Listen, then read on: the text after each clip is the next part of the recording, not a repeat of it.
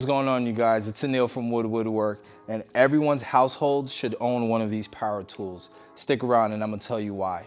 A drill driver is basically a power tool that's either corded or cordless, similar to this, that has two main purposes. One, to screw in screws, or two, to drill pilot holes, any type of holes through wood. So in the beginning, when I first purchased this tool, I really never knew what these numbers on the actual chuck meant, or these two different settings, what they meant. I knew that if I put it on one, it moved slow. If I put it on two, it was moving quick. But as you learn this drill and as you start to get deeper into woodworking or carpentry or doing projects around the house, you start to notice what these numbers actually mean on the drill. And in this video, I'm gonna give you like an overall idea of the drill, the different parts of the drill, what my take is on this, and if you should buy one of them. And if this is your first time here, comment down below what you think these numbers mean on the drill.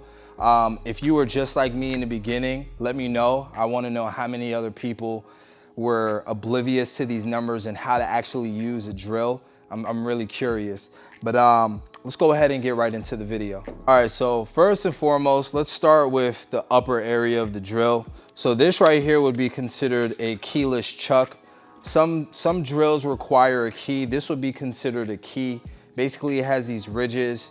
It locks into something like a hole, and you kind of just twist it around to lock the key. But for this here, you either press the trigger and forward to initiate the locking mechanism, or turn it in reverse to release the locking mechanism. You can also twist it manually by just twisting this area right behind the locking mechanism to tighten or loosen it. Right here you have what is called the clutch. Other people call it the clutch ring.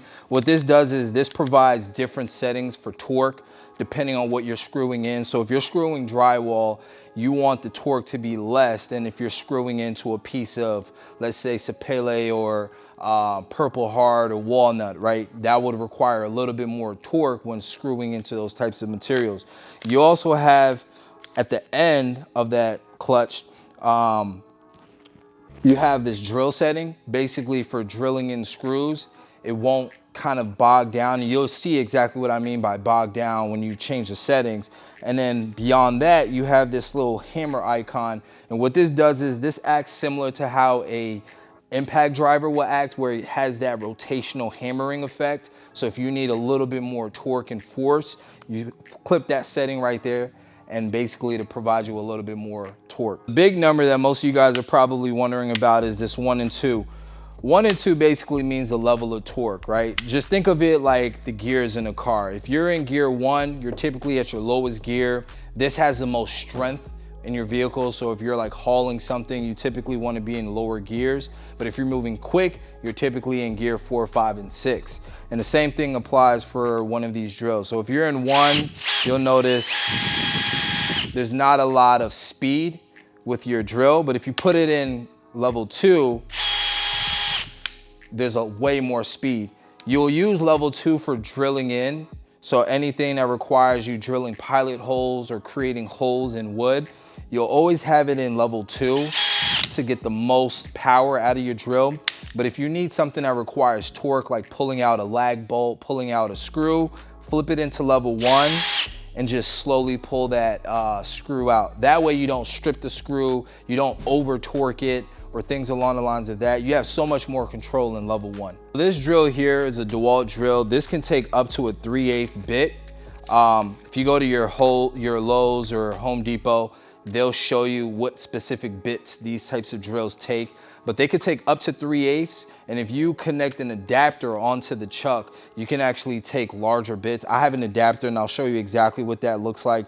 It basically has the smaller 1/2 inch or 1/4 inch tip shank that goes into here. And then the outside chuck area, which requires a key, can take larger bits, such as like your 1/2 inch, upwards to like 5/8, 3/4 inches. Thing about these electric drills, they do have both forward and reverse settings. So you'll notice right above the trigger, you have this black little tab. So if you click it in one direction, it'll drill in forward. And if you click it the other direction, it'll drill in reverse for pulling out screws or pushing in screws. And then if you set it in the middle, you'll lock your trigger. So if you have your drill in a bag or if you're carrying it somewhere, it's not continuously drilling while it's in your bag. This one here is a corded version, so it comes with batteries. I recommend if you're gonna start getting power tools that are cordless, that require batteries, stick within one family. That way, when you're buying more tools, all the batteries are interchangeable. And I'll show you exactly what I mean later on in this video. But just be mindful that cordless tools are a little bit more expensive than corded tools, simply because a corded tool requires you to plug it into an outlet versus something like this, which is versatile. You can bring it anywhere in the shop. These drills here, they do come corded or cordless. The cordless drills will cost a little bit more than the corded drills, simply because they're more versatile. You can take them on site, you can move around with them a little bit more than something you have to plug in. But I do recommend, if you're gonna start with a power tool like such, I highly recommend going with the drill that you know you're gonna continue to buy their tools. I wouldn't go with something that's a little bit cheap if you know you're gonna be using it for extensive use, because those might die out after a certain point, and then all the batteries don't work if you decide to upgrade to a better drill. So highly recommend going with like a DeWalt, a Milwaukee, Makita, one of those sets, those families of drills. And I mean, as you grow into your carpentry style, your woodworking, you'll find the use case for having the same family of drills. And if you guys are liking this format of content, go ahead and leave a comment down below of what you think about this video. If you have questions about the drills that I'm using, if you want me to review something else, let me know. Subscribe, turn that bell notification on so you're notified when I do drop some new content like this.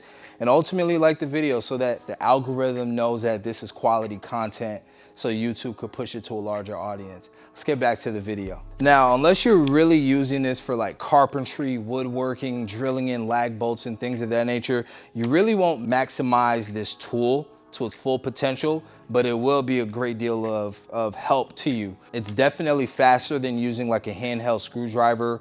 And when it comes to drilling pilot holes in your walls, you'll definitely want to have some type of power tool to do that than trying to manually do it by hand. If you have the money to spend, I would definitely recommend going with that 2-part kit, the one that comes with the drill and an impact driver. You'll save a little bit in the long run, and it'll come with extra batteries. Ultimately, you get 2 drills. You get the best of the drill driver and an impact driver, which has its use case as well. If you would like for me to review a drill driver, or excuse me, the impact driver, leave a comment down below and I'll be in the next video that I push out for you guys. Like I mentioned before, I recommend sticking within one family of power tools and growing with that family.